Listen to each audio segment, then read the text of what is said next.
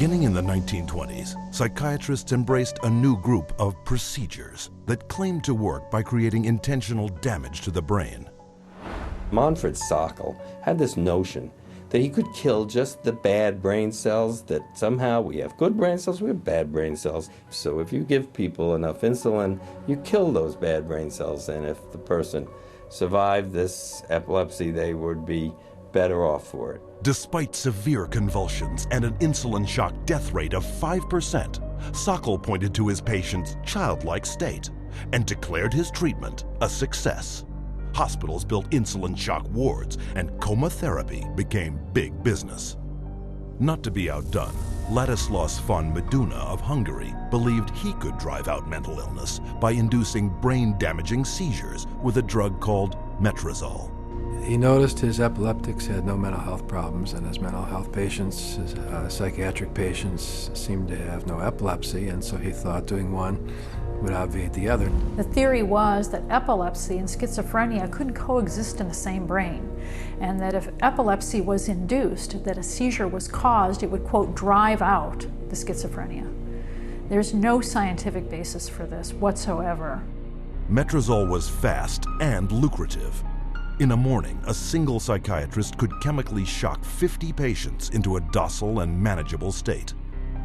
By 1939, metrazole was so popular with psychiatrists and staff, it was used in 70% of American hospitals and in almost every other country in the world. The financial success of insulin and metrazole sparked the development of an even more profitable method of inducing brain-damaging convulsions. How is electric shock therapy done? We use these electrodes. We place them on the patient's head like this, and then by means of this machine, we pass a controlled electric current through the brain, just for a fraction of a second. The patient doesn't feel it. The story behind this miracle cure began in a Roman slaughterhouse. In Italy, in 1938, two Italian psychiatrists decided to observe that before slaughtering pigs, in order to make the pigs more docile, they would apply electrodes to their temples that were hooked up to wall current, and that this stunned the pigs, but it didn't kill them, and they could then slaughter them. Well, this gave them the encouragement to try inducing convulsions with electricity.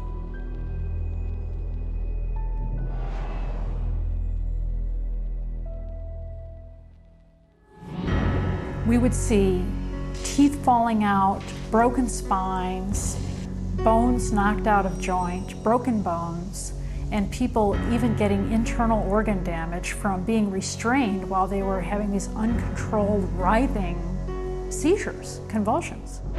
Many patients have been returned to their homes and jobs who might still be here if it were not for this helpful form of treatment.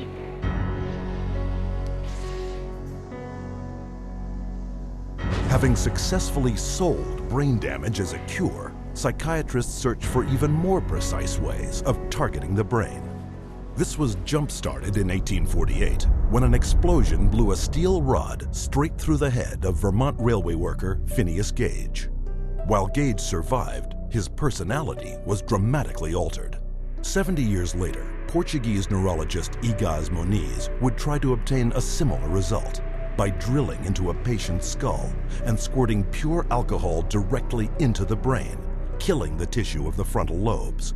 Moniz called this new procedure a lobotomy. Dr. Walter J. Freeman would become lobotomy's most infamous practitioner. He discovered he could do it faster without having to drill through the skull.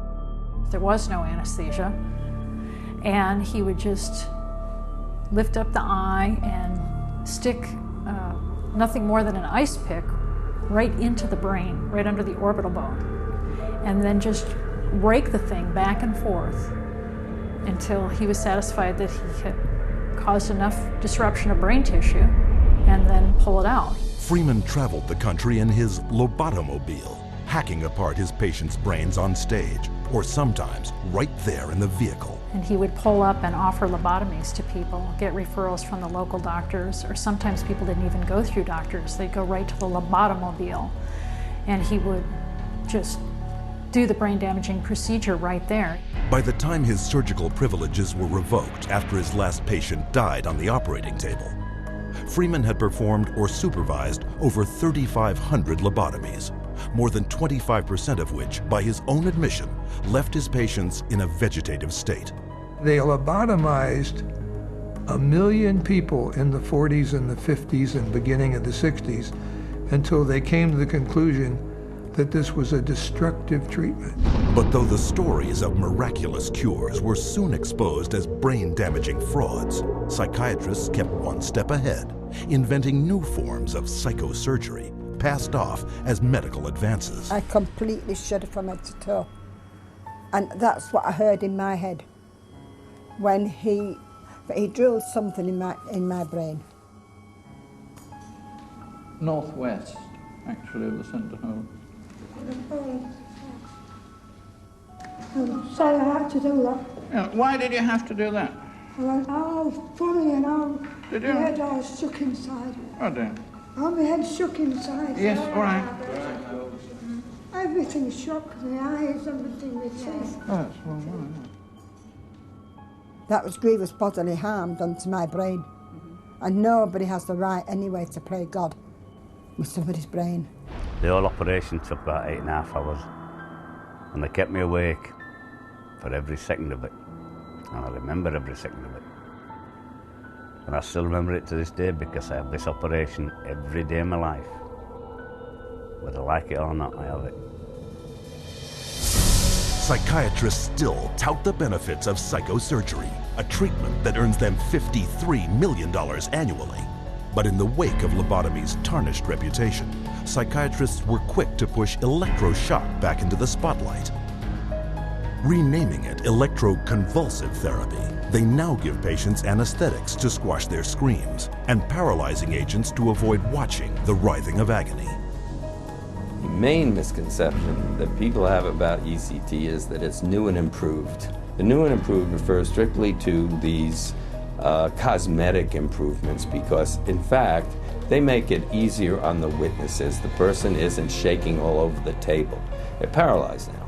It isn't new, it isn't improved, it is worse.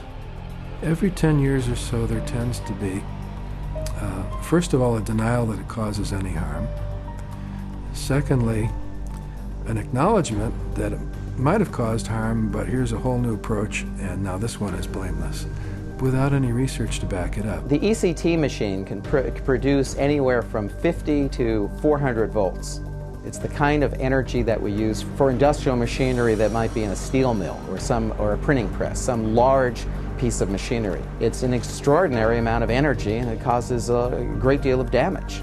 And while stories of prisoners physically mistreated with electroshock are well publicized, the amount of electricity doled out by psychiatrists for ECT is up to 33 times greater. And that damage is most often targeted at the most vulnerable. 2/3 of those who receive electroshock are women. Given such diagnoses as premenstrual syndrome, menopausal disorder, or postpartum depression. Half of electroshock patients are elderly. Once they become eligible for government health care at age 65, 360% more American seniors receive ECT than at age 64. And what does this all add up to? 100,000 dead, and countless others so brain damaged they have no hope of ever recovering a normal life. For a total of $12 worth of electricity, psychiatrists in the United States alone rake in $5 billion. But the next miracle cure psychiatrists added to their arsenal made them more money than ever before. For it was faster, cheaper, and could turn every man, woman, and child into a patient for life.